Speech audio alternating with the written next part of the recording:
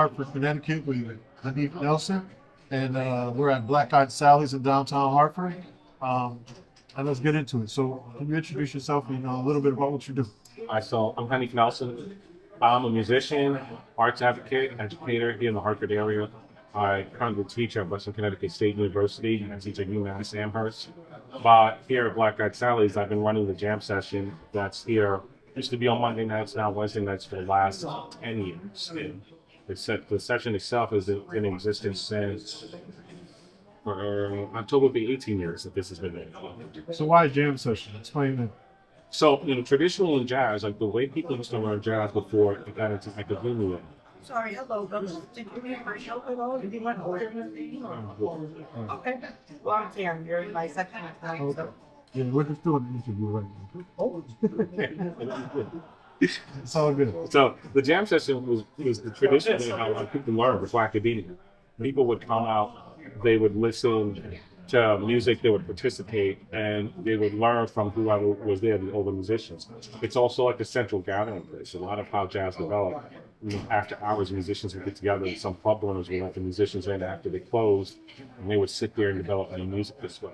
So it was both communal and education. It was communal in the sense of this is where the musicians got together to do what they did, and also to learn from each other. But it was also educational because the young up-and-coming musicians would come and learn on the stage, the hard way, instead of in the classroom. Right. Yeah, I often say that education should include a lot more apprenticeship, and that's basically what you're talking about. So you know that halftime is my attempt at what I call midlife to intentionally create community. And it sounds like the jam session, with its historical roots and what you're doing, does exactly that. Can you explain the importance of, in your perspective, what's the importance of music when it comes to building community? Well, I mean, music is all about building community, and it's also the original news source for the community, if you think about it. I mean, whether it's jazz, whether it's hip hop, whether it's rock, R&B, gospel, like a lot of people found out what was going on through the music.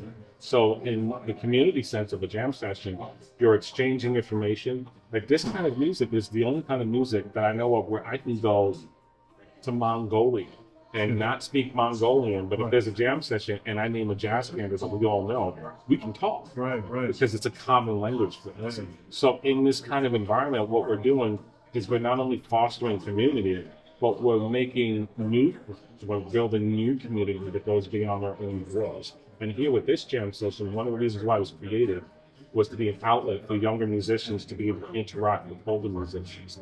And so, not just interact with them in the jam session sense, but a lot of the younger musicians that have performed here through the years, especially when they were younger in college, they're the professionals of today. They're the young professionals of today. Like my band is made up of all people that I've taught in some way, shape, or form when they were in college. Wow. So Wow. This is what the jam sessions foster, and what we do with this particular jam session is we encourage the younger students. We've got kids as young as 8 years old come up and perform in the jam session.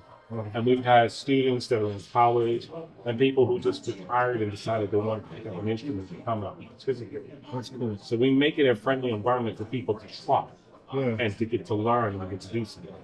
Yeah, I mean, in this society, it seems like everybody thinks you can't just jump out there and try and enjoy while you're learning. So this is great.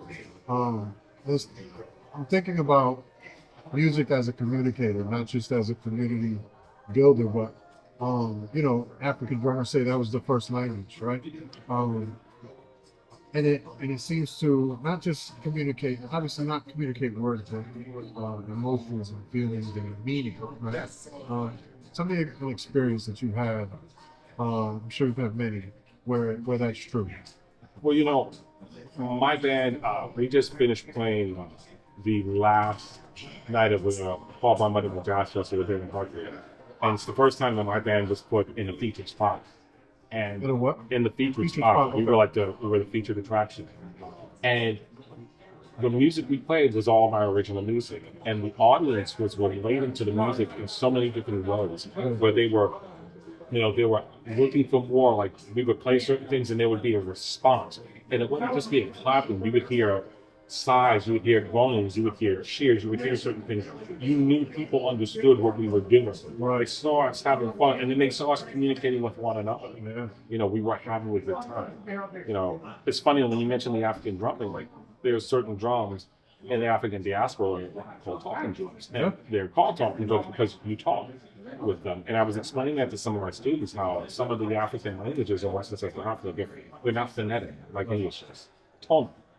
And I showed them a video of someone demonstrating the talking drums, and their minds were just blown. Again, in jazz, the aspect of that is when we all understand what we're doing, we can have conversations without words. Right. We can almost predict what we're about to do next in terms of music.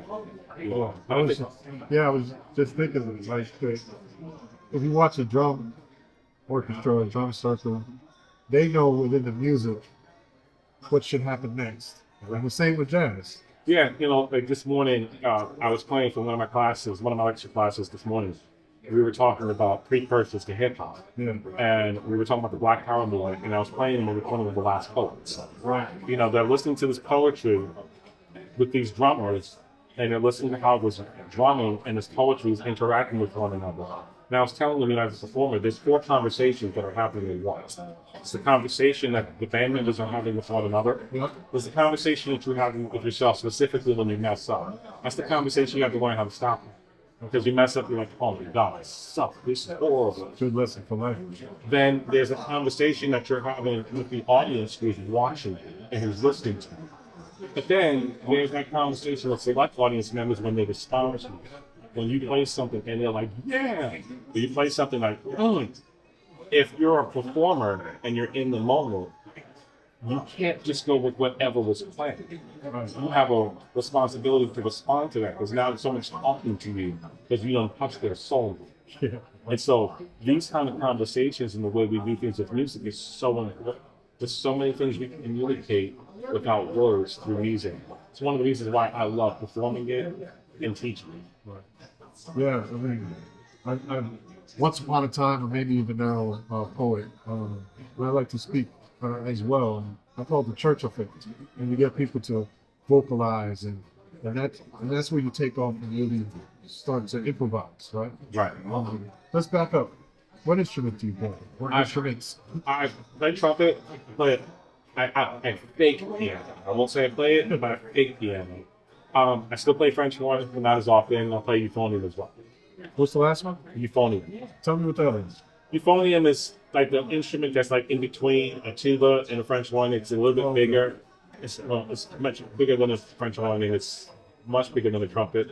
But it's not as large as the tuba, and it doesn't sound as deep as a tuba. Tell me about your training. How did you get to this point? Well, I got tricked into playing the trumpet, actually. And I was playing percussion, and my teacher was like, the summer before going into 6th grade, she was like, you need more trumpet players in school. And I'm like, well, okay. Stuck with this drum, leave me alone. Yeah. So like, you've mastered percussion in like a half a year. This thing has 3 keys. How hard can it be? And so she gave it to me at the end of the year, and I thought something was wrong with it because I couldn't really produce the sound.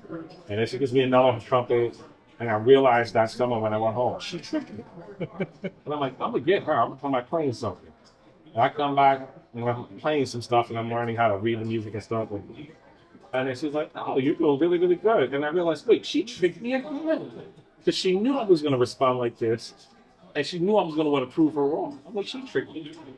And I've still got it ever since. You know what it is? She was being a true educator. She was leading out what was within you. You know, and that's the thing is like after that, when I started playing trumpet, I had a brother that used to sing. There was a program in New York called the Jazz Mobile, where it's a Saturday program that was in Harlem, and you'd be there from like 8 in the morning till like 3, 4 o'clock in the afternoon if you wanted on Sundays.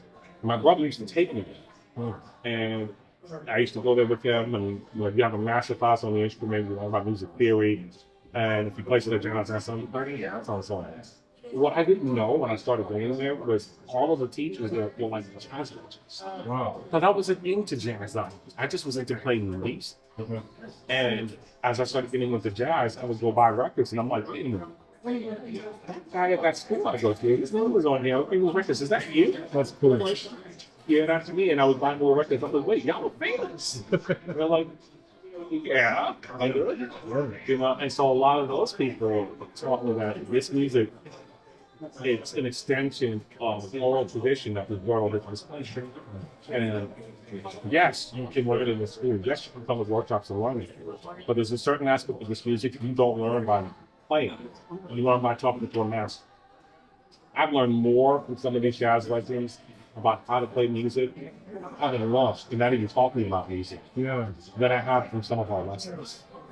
All these things you say about um, how folks learn, how you've learned, are just lessons for life, right? Learning from the masters, also learning by doing the, the nonverbal communication, all of those things seem transferable, right? Yeah. I know you said you're an educator.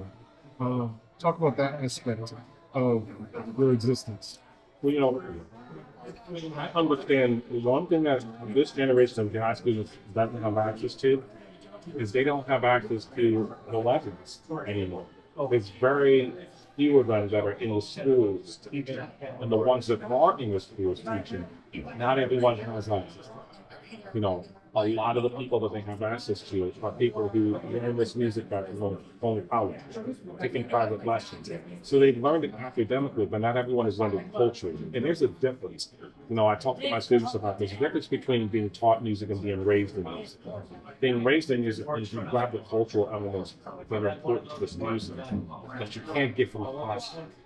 And that's where that apprenticeship kind of thing comes in. So my thoughts about being in education were these people gave me something.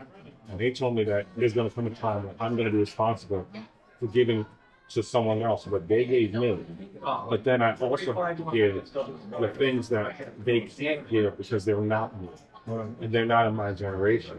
So it's like, I feel like knowing what I know, I'm obligated, and I want to do it, but I'm obligated to give this back so that the next generation of musicians playing this music and this culture and this tradition understand that it's beyond notes on the page, it's beyond what you learn in classroom.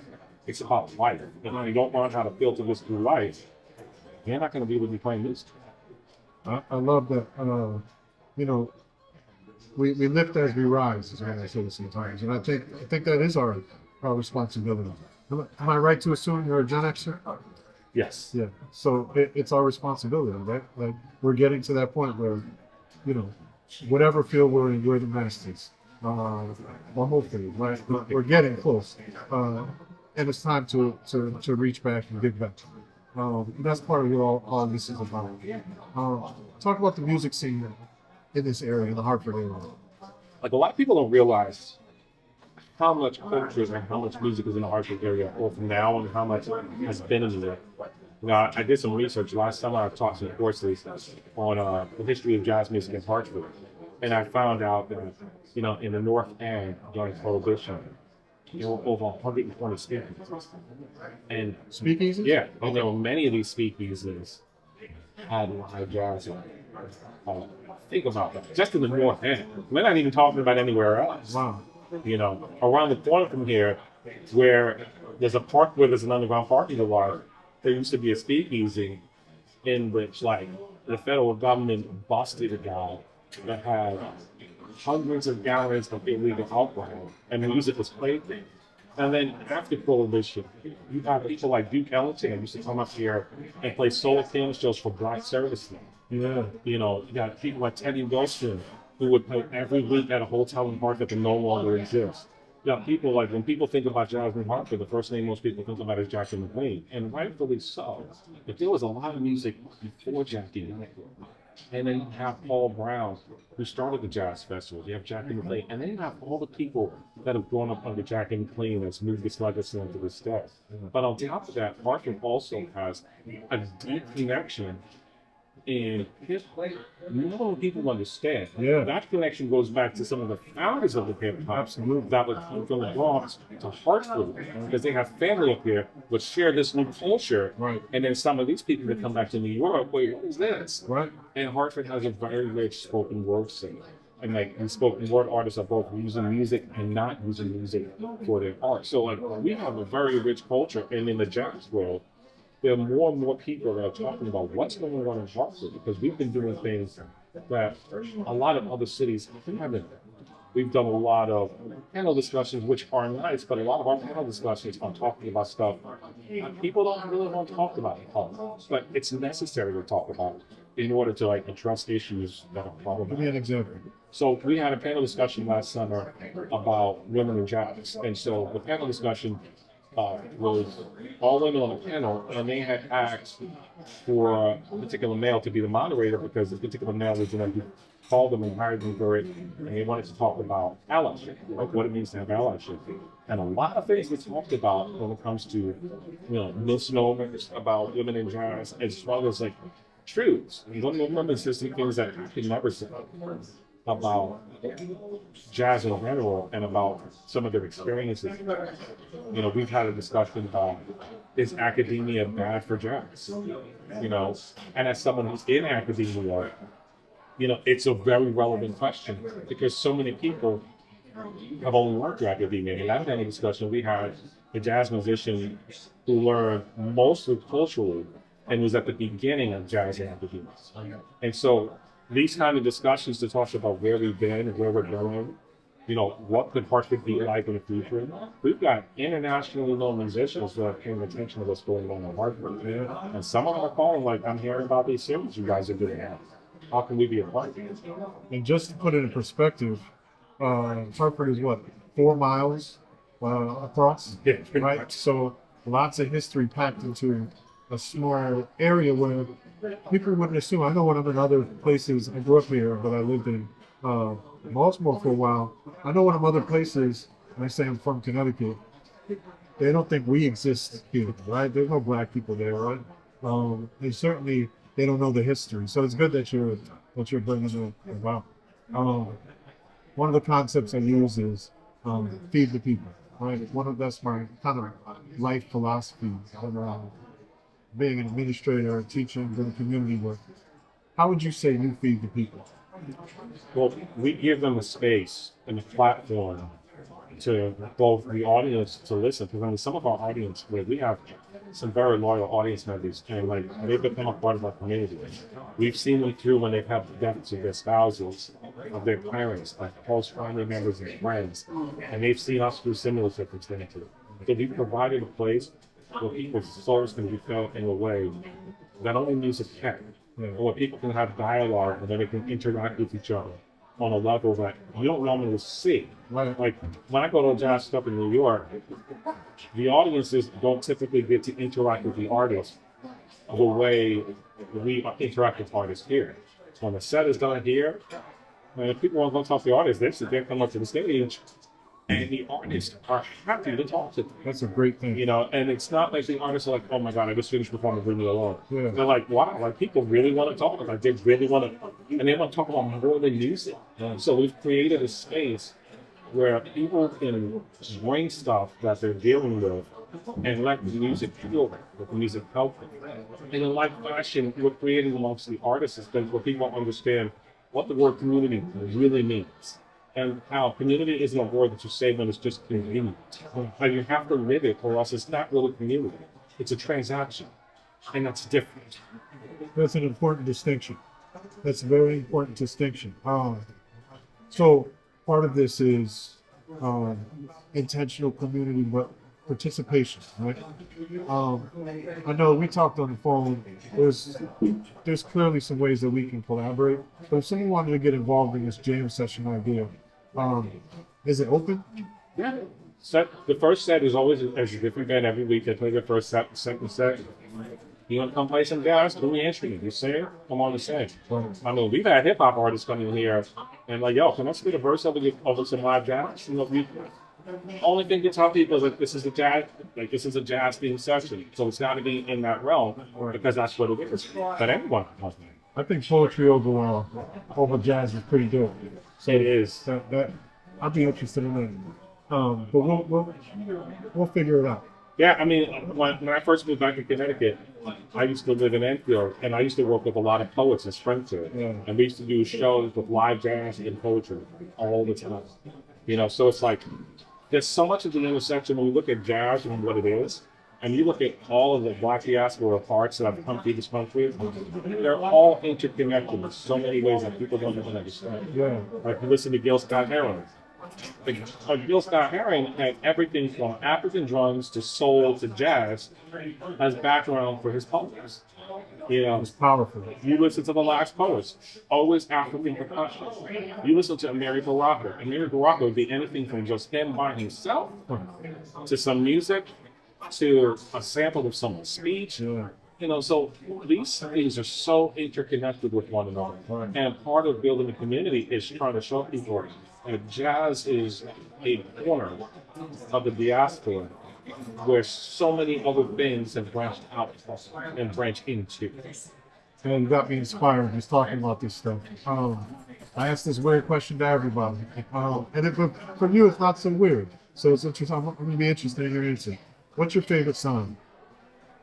My favorite sound. Honestly, it's going to be a very weird answer because I don't live in New York City anymore. But my favorite sound is at the beginning of the day when I hear a combination of birds tweeting and horns blaring. Because it lets me know it's time to get up. It's time to move. Life is happening. Like that's it. Like life is moving. And it's like growing up in the New York area, like I have the pleasure of being in both Long Island and Harlem because I have my father in Harlem, my mother in Long Island. And I had a chance to see the wonders of suburbia and the wonders of the city at the same time. And even though I don't live there anymore, that's still one of my favorite sounds still live there. That's a great answer. So before we go, how can people get in touch with you if they want to work with you, collaborate? I'm probably one of the easiest people to find, and sometimes it's not the greatest thing in the world. But I'm on Facebook, I'm on Instagram, I'm on TikTok, I'm on Twitter. I refuse to call it the other name. I'm here pretty much most every Wednesday. Okay. You know, and so easy to find. You can find me through UMass. You can find me through WestCon. Just type in Haneef Nelson. Yeah, I'm very accessible. Well, I appreciate you coming on halftime, and I'm sure we'll collaborate quite a bit moving forward. I'm looking forward to it. All right. This is halftime. Thanks, man. I appreciate it.